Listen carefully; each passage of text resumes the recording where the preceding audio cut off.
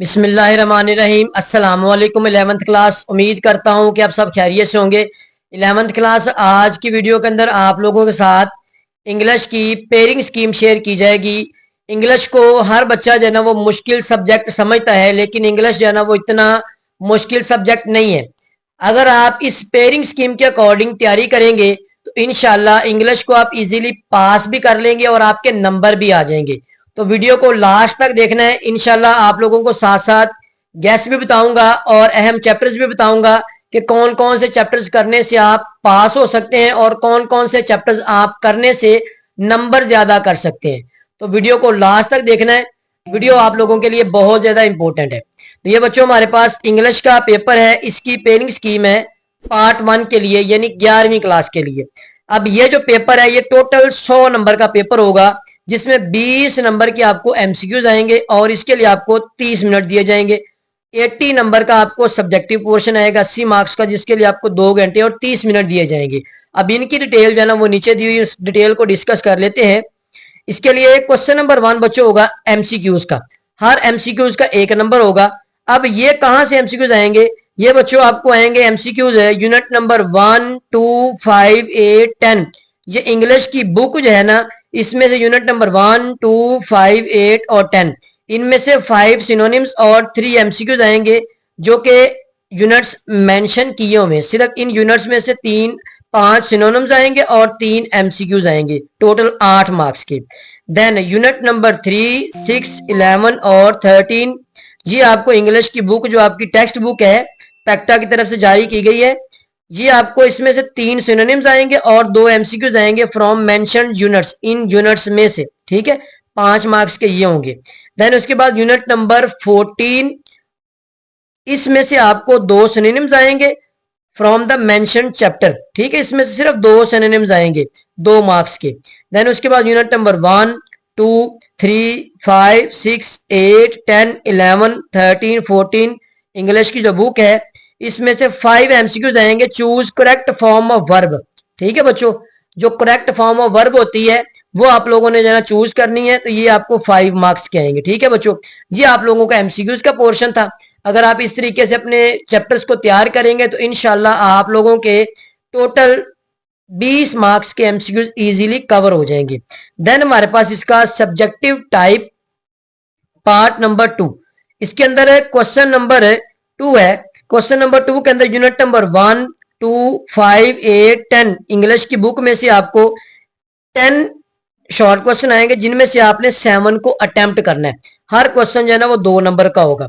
Then उसके बाद unit question number 3, ये आपको आएगा यूनिट नंबर 3, 6, 11, 13 इंग्लिश की टेक्स्ट बुक में से 5 आपने अटेम्प्ट करने, 8 आपको दिए जाएंगे। हर क्वेश्चन जो है ना वो 2 नंबर का होगा। ठीक है, 8 शॉर्ट क्वेश्चन, जिनमें से आपने 5 को अटेम्प्ट करना है।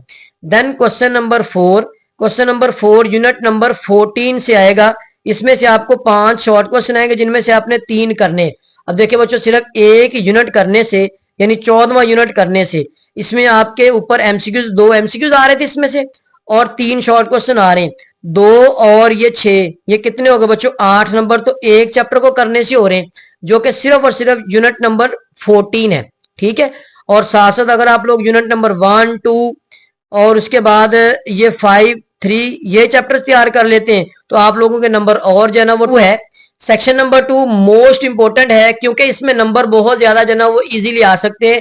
छोटी छोटी चीजें जिनको आपने तैयार करना है और आपके नंबर जो ना वो इजीली ज्यादा हो सकते हैं। क्वेश्चन नंबर 5 है। क्वेश्चन नंबर 5 के अंदर लेटर या फिर एप्लीकेशन आएगी। अब ये आपको आएगी 10 मार्क्स की फ्रॉम इंग्लिश ग्रामर कंपोजिशन। जिस तरह से 10th क्लास के लिए ग्रामर कंपोजिशन की बुक होती थी, इसी तरह ये 11वीं और 12वीं के लिए पैक्टा की तरफ से जारी की गई ग्रामर कंपोजिशन की बुक है। इसमें से आपको या तो लेटर आएगा, ठीक है, और या फिर आप लोगों को एप्लीकेशन आएगी। उसके अंदर लेटर और एप्लीकेशन दिए हुए हैं, उसी फॉर्मेट के साथ उसी तरीके के साथ आप लोगों ने लिखने हैं। तो इंशाल्लाह आप लोगों के इसके अंदर 10 मार्क्स जो है ना वो आने के चांसेस हैं। ठीक है बच्चों। देन क्वेश्चन नंबर 6, इसमें होगी स्टोरी। ये भी इंग्लिश की ग्रामर कंपोजिशन की बुक है 11वीं और 12वीं की। इसमें स्टोरी लिखनी है from the given 2 topics. 2 topics दिए होंगे, जिनमें से आपने एक टॉपिक के ऊपर स्टोरी लिखनी होगी। ये 10 मार्क्स का क्वेश्चन होगा। देन उसके बाद क्वेश्चन नंबर 7, इसके 3 पार्ट्स किए हुए हैं। क्वेश्चन नंबर 7 में होगा एक्सप्लेनेशन ऑफ द स्टैंजा। आपको पोइम्स दी जाएंगी। पोइम्स कौन कौन से, यूनिट नंबर 3, 6, 11, 13, ये वाले यूनिट्स की पोइम्स हैं। इन पोइम्स का स्टैंजा आएगा, यानी आपको जो है ना वो एक बंद आएगा, शेर आएंगे, उनको आपने एक्सप्लेन करना, यानी उनकी तशरीह करनी इंग्लिश के अंदर। ये आपको 5 नंबर का आएगा।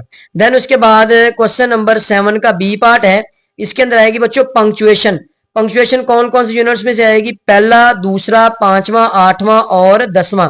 इन यूनिट्स में पंक्चुएशन क्या होती है, आपको एक पैराग्राफ दिया होगा, उसके अंदर ना तो कॉमे लगे होंगे ना फुल स्टॉप लगा होगा, सिंपल जो लिखा होगा, आप लोगों ने इसके अंदर मुकम्मल कॉमे, फुल स्टॉप, इन्वर्टेड कॉमास वगैरह वगैरह जो जो उसके अंदर लगना है वो आप लोगों ने लगाना है। ये 5 नंबर का जो ना वो क्वेश्चन होगा, बिल्कुल इजी। इसकी प्रैक्टिस की जाए तो ये इजीली जो ना वो कवर हो जाता है। देन क्वेश्चन नंबर 7 का C part, pair of words. आपको 2 जो ना वो अल्फाज के जोड़े आएंगे। ये आप लोगों को ग्रामर कंपोजिशन की बुक है बच्चों, 11वीं और 12वीं की, उसके अंदर कुछ दिए हुए हैं, ठीक है। उनको आप लोगों ने तैयार करना है। Use out of 8 pair of words, 8 pair of words in sentences, ठीक है। इनको आपने अपने सेंटेंसेस के अंदर जो है इस्तेमाल करना है। 5 मार्क्स जो है ना इसके होंगे। देन उसके बाद क्वेश्चन नंबर 8 है translation taken from the unit number 1, 2, 5, 8, 10। ये इंग्लिश की बुक है। इसके जो यूनिट्स मैंने बताए हैं, इन यूनिट्स को अगर आप तैयार करेंगे, इनकी सिर्फ ट्रांसलेशन करनी है, 15 नंबर का जो है ये तर्जमा आपको आएगा बच्चों, ठीक है। अब इन यूनिट्स का सिर्फ और सिर्फ आपने तर्जमा तैयार करना है और आपके 15 नंबर इसमें से तैयार हो जाएंगे। जाहिर सी बात है, अगर हम इनको तैयार करेंगे, इनके क्वेश्चन तैयार करेंगे, तो हमारे क्वेश्चन शॉर्ट क्वेश्चन वो भी आ जाएंगे, एमसीक्यूज भी हो जाएंगे। 15 नंबर का हमारा जो है ये इसमें तर्जमा भी हो जाएगा। Question number 8 for foreign and modern medium candidates. वो जो इंग्लिश मीडियम बच्चे होते हैं या फिर फॉरेन कंट्रीज से जो होते हैं, foreign and English medium candidate can write an essay on the given topic instead of translation. यानी जिन्होंने ट्रांसलेशन नहीं करनी वो ये करेंगे, ठीक है बच्चों। ये एक्स्ट्रा होता है, ये आप लोगों के लिए नहीं, आप लोग ये तैयार करें, तर्जमा जो है ना वो आसान होता है।